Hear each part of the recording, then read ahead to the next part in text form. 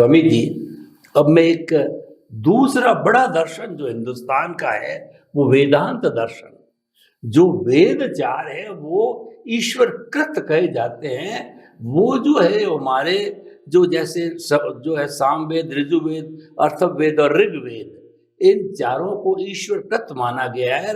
उसके बाद के अंदर जो है 108 उपनिषद भी लिखे गए जिसको वेदांत कहा जाता है। वेद का अंत, वेद की डॉक्यूमेंट्री, वेद की कमेंट्री, भाष्य, टीका, चूर्णी वगैरह बोलते हैं, वो आचार्यों के द्वारा लिखी गई है।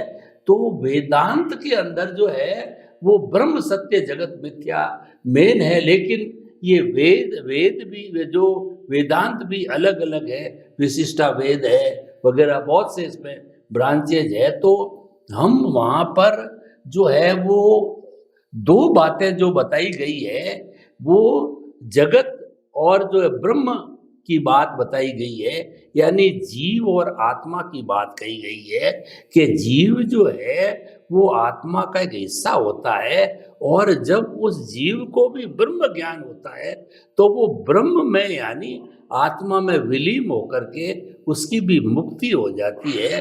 तो अध्यात्म विज्ञान की दृष्टि से जीव और ब्रह्म का जो संबंध बताया गया है वो किस तरीके से हमारे ज्ञान दर्शन के साथ में या शुद्ध आत्मा के साथ फिट बैठता है, कृपया थोड़ा अवलोकन करें।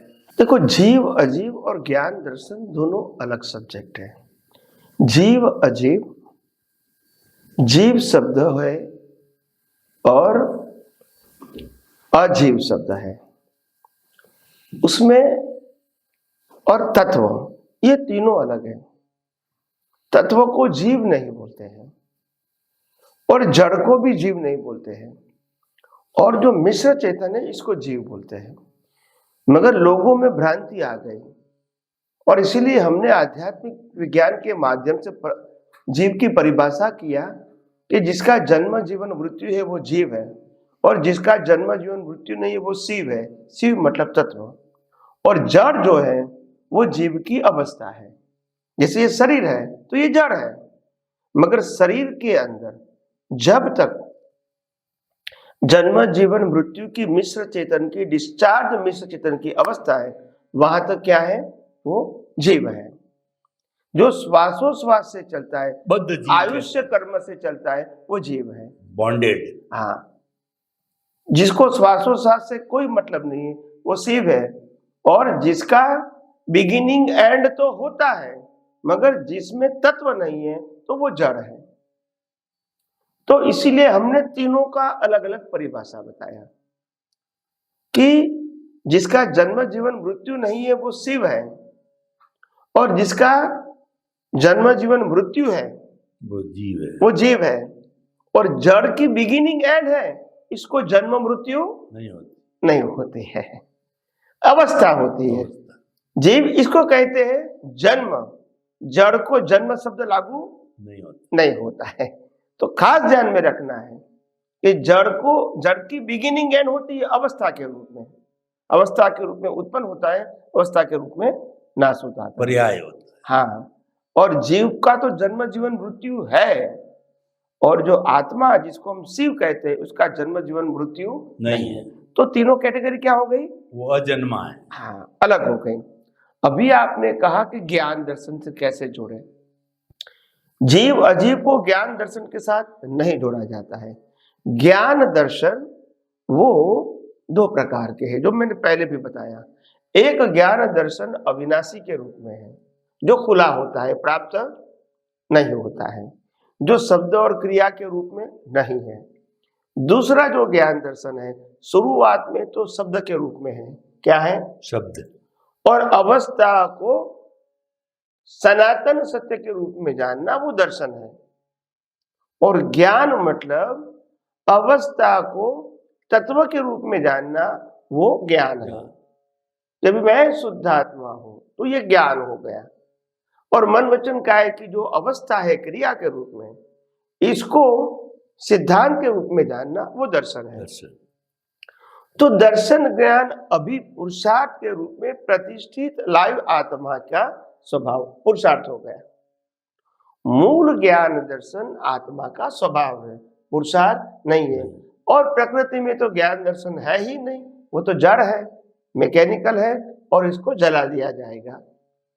तो कई सारे लोगों के मन में प्रश्न उठते हैं कि आखिर हमको तो प्रकृति ही हमको सजीव लगती है। क्या लगती है? सजीव। और आप प्रकृति को जड़ कहते हैं। तो मैंने कहा कि जड़ को चार्ज करने से जो प्रक्रिया होती है वो चेतन नहीं है। आज हम टॉयज बनाते हैं, टॉयज भी बोलते हैं, आंखें खोल बंद करते हैं, हाथ पांव हिलाते हैं, चलेंगे दौड़ेंगे, तो क्या उसमें चेतन है? तो प्रोसेस के साथ आत्मा होना, इसको जीव कहेंगे। प्रोसेस के साथ आत्मा नहीं है तो वो जड़ की अवस्था है। तो तीनों कैटेगरी अलग अलग है। आत्मा में कोई अवस्था नहीं है, आत्मा का जन्म मृत्यु नहीं है। और जड़ के अंदर जन्म जीवन मृत्यु है क्योंकि आत्मा है, इसीलिए उसको जीव कहते हैं। और अकेले जड़ के अंदर जन्म मृत्यु नहीं है तो उसको जड़ कहते हैं, और या तो जड़ की अवस्था कहते हैं। तो ये तीनों कैटेगरी क्या है? अलग है। और यहाँ भी तीनों कैटेगरी, आत्मा, प्रतिष्ठित आत्मा, प्रकृति, तीनों क्या हो गई? अलग हो गई। तो इस प्रकार से आध्यात्म विज्ञान को जो समझना है वो गहराइयों से समझने की कोशिश करो, क्योंकि शास्त्रों में या धर्मगुरु के माध्यम से जो बात होती है वो तो रिलेटिव सत्य ही रहेगी। और रिलेटिव सत्य की बात के अंदर हम सनातन सत्य को एडजस्ट करना चाहेंगे, कभी नहीं होगी। एक मिनट में ब्रह्म को बता दें। ब्रह्म जो है उसको भी आप बताओ। हाँ, जो ब्रह्म है, ब्रह्म शब्द में हमारे वेदांत में कहा गया है कि ब्रह्म सत्य जगत मिथ्या। तो दोनों सत्य है, जगत रिलेटिव सत्य है और ब्रह्म सनातन सत्य है। इसी प्रकार से समझोगे तो ही ब्रह्म की बात समझ में आएगी। आज लोग रिलेटिव सत्य के भ्रम में फंसे हुए हैं, और सनातन सत्य के भ्रम अगर मिल गया तो फिर भ्रमणा है नहीं।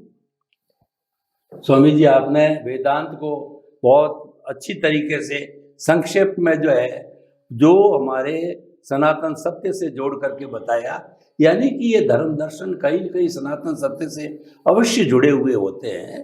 तो आपके प्रति बहुत बहुत कृतज्ञता।